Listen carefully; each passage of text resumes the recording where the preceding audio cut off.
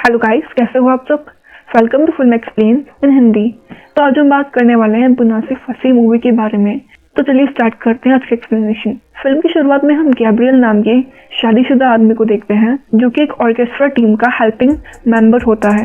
और क्योंकि उसका शो कहीं और होने जा रहा था, इसलिए वो अपना सामान पैक करके वहीं के लिए निकल रहा होता है। जिस दौरान हम उसकी वाइफ गैब्रियला को देखते हैं जो कि अपना एक लॉन्ड्री का बिजनेस करती है। अब गैब्रियल के जाने के बाद गैब्रियला अपने बेटे को जगाने के लिए उसके रूम में चली जाती है जिसका नाम व्लादिमीर होता है। और उस वक्त वो एक लड़की के साथ होता है, जिस वजह से व्लादिमीर अपनी मॉम के ऊपर गुस्सा करता है क्योंकि उसे दरवाजा नॉक करके अंदर आना चाहिए, क्योंकि अब वो 18 साल का पूरा होने वाला है, इसलिए उसे अपनी भी प्राइवेसी चाहिए। साथ ही वो ये भी कहता है कि वो अगर अब ये सब नहीं करेगा तो कब करेगा। वो अपनी मॉम और डैड को पॉइंट आउट करते हुए कहता है कि वो नहीं चाहता कि वो अपने मॉम डैड की तरह हो जाए जिन्होंने न जाने कब से सेक्स नहीं किया है। और इससे हमें पता चलता है कि किसी अनजान रीजन की वजह से गैब्रियल और गैब्रियला साथ में खुश नहीं है।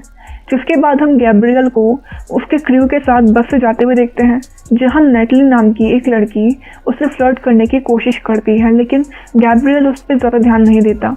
वहीं इधर लॉन्ड्री में हम गैब्रियला को देखते हैं जिसके साथ एक टोनी नाम की लड़की भी काम करती है, जिसे बॉयफ्रेंड को कपड़ों की तरह बदलने का शौक है। तभी गैब्रियला के पास एक कस्टमर आता है जिसका बिल तैयार करने के लिए गैब्रियला टोनी की मदद ले लेती है क्योंकि उसे कंप्यूटर चलाना नहीं आता है, पर वो अपने खाली समय में टोनी से कंप्यूटर सीखने की कोशिश करती रहती है। इसके बाद हमें व्लादिमीर देखने को मिलता है जो कि अपने कॉलेज का एक स्टड होता है जिसके साथ कोई भी लड़की इंटीमेट होना चाहती है। और व्लादिमीर भी अक्सर नई नई लड़कियों के साथ इंटीमेट होता रहता है। साथ ही वो एक पॉर्न स्टार बनना चाहता है और उसे अपनी कमेंटेटरी में वॉइस नोट्स रिकॉर्ड करने का भी शौक होता है, जिसमें वो अपने और अपने मॉम डैड के बारे में बताता रहता है। और उसकी इस कमेंटेटरी से हमें जानने को मिलता है कि जब से गैब्रियल का एक्सीडेंट हुआ है तब से उसके हाथ उतनी अच्छी तरह से काम न करने के कारण वो मेन म्यूजिशियन से सिर्फ एक हेल्पिंग पर्सन बनकर रह गया है। पर उसने कभी भी इसके बारे में किसी से भी कोई शिकायत नहीं की और तभी से उसका स्वभाव बदल गया है। साथ ही उसी वक्त के बाद से उसके और गैब्रियला के बीच का रिश्ता भी कमजोर होने लग गया। जिसके बाद हम एक दिन गैब्रियला को देखते हैं जिसे टोनी कंप्यूटर चलाना सिखा रही होती है और तभी वो गैब्रियला को एक चैटिंग साइट पर ले जाती है जहां वो उसे चैट करना सिखाती है, जिसका जवाब दूसरी तरफ से गैब्रियल दे रहा होता है क्योंकि उसने आज ही इसमें अकाउंट बनाया हुआ था। और इस तरह से गैब्रियल और गैब्रियला की चैटिंग करते करते एक दूसरे से दोस्ती हो जाती है और दोनों ही एक दूसरे के बारे में नहीं जानते हैं कि वो अपने ही पार्टनर से बात कर रहे हैं। और दोनों ही बात करने के बाद बहुत ही खुश थे क्योंकि दोनों पूरी रात एक दूसरे से चैटिंग करते रह जाते हैं, जिस वजह से गैब्रियला सुबह के समय घर आती है, जहां इस तरह देर से आने के लिए व्लादिमीर अपनी मॉम पर भड़क जाता है और गैब्रियला ना चाहते हुए भी व्लादिमीर को एक थप्पड़ लगा देती है। अब इसके बाद दूसरे दिन भी गैब्रियल और गैब्रियला एक दूसरे से चैटिंग करते हैं, जहां दोनों में काफ़ी इंटरेस्टिंग बातें होती हैं और दोनों काफ़ी दिन बाद खुश नजर आ रहे थे।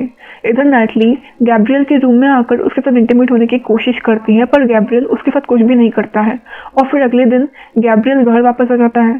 जिस तरह हम देखते हैं कि गैब्रियल और गैब्रियला के बीच अब वो बात नहीं रह गई, यहाँ तक अब वो एक दूसरे के साथ सेक्स भी नहीं करते हैं। अब इसी तरह बीतते हुए दिनों के साथ गैब्रियल गैब्रियला को एक आदमी के साथ कार से जाते हुए देखता है और उसे लगता है कि उसका इस आदमी से अफेयर चल रहा है, पर वो गैब्रियला से कुछ भी नहीं कहता है क्योंकि असल में उस आदमी से लिफ्ट लेकर घर जा रही थी जो कि उसका पुराना कस्टमर है। और ऐसे ही एक दिन गैब्रियला भी गैब्रियल को नेटली के साथ हाथ में हाथ डाले घूमते हुए देख लेती है और वो उसी की तरह सोचती है कि उसका नेटली से अफेयर चल रहा है, जबकि ऐसा कुछ नहीं था और वो भी गैब्रियल की तरह उससे इस बारे में कोई बात नहीं करती। साथ ही बीतते हुए दिनों के साथ वो और गैब्रियल चैटिंग के जरिए एक दूसरे के करीब आते जा रहे थे। वहीं दूसरी तरफ व्लादिमीर भी अपने पॉर्न स्टार बनने की राह में ऑडिशन देने के लिए जाता है, पर उसे ये सब सही नहीं लगता और वो चुपचाप चला आता है। इधर लॉन्ड्री में एक रशियन आदमी अपने कपड़े ड्राई क्लीन करवाने के लिए आता है, जिसको देखते ही टोनी को उससे प्यार हो जाता है और वो उस रशियन आदमी को डेट करने लगती है। वहीं गैब्रियला और गैब्रियल भी चैटिंग के थ्रू एक दूसरे से उनकी फ़ोटोज़ मांगते हैं, पर दोनों की ही कोई भी फ़ोटो अकेली नहीं होती, इसलिए दोनों ही अपने फ़ोटोज़ एक दूसरे को नहीं बेचते। व्लादिमीर भी अब वन नाइट स्टैंड से उब चुका होता है और उसे भी अपनी क्लास की एक पढ़ाकू लड़की से प्यार हो जाता है, इसलिए वो उसको डेट के लिए पूछता है, जिस पर वो व्लादिमीर को थप्पड़ लगा देती है। इसलिए अब व्लादिमीर ठान लेता है कि वो उससे अब हाँ करवा कर ही रहेगा, इसलिए वो अब अपना पूरा ध्यान पढ़ाई पर देने लगता है।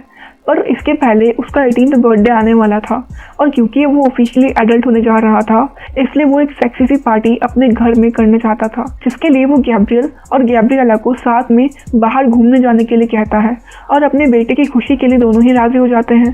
जिस दौरान पहले वो साथ में मूवी जाते हैं और फिर एक होटल में रूम लेकर वहाँ वक्त बिताते हैं। दूसरी तरफ पार्टी में व्लादिमीर को मज़ा नहीं आ रहा था, इसलिए वो सभी को अपने घर भगा देता है और फ़ोन करके उस पढ़ाकू लड़की को अपने घर बुलाता है, जो कि वहाँ आने से मना कर देती है, लेकिन फिर बाद में खुद आ जाती है और फिर दोनों साथ में काफ़ी अच्छा समय बिताते हैं।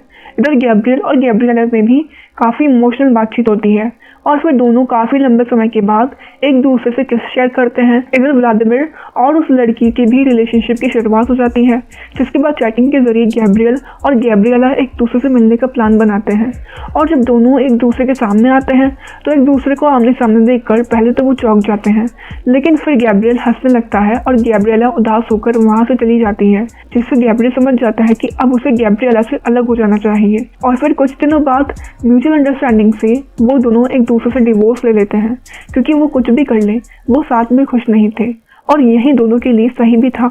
अब इसी इमोशनल एंडिंग के साथ ये मूवी यहीं पर खत्म हो जाती है। बाकी आपको कैसी लगी मूवी हमें कमेंट करके ज़रूर बताना और ऐसी मूवीज़ के एक्सप्लेनेशन देखने के लिए इस चैनल को सब्सक्राइब कर देना। बाय।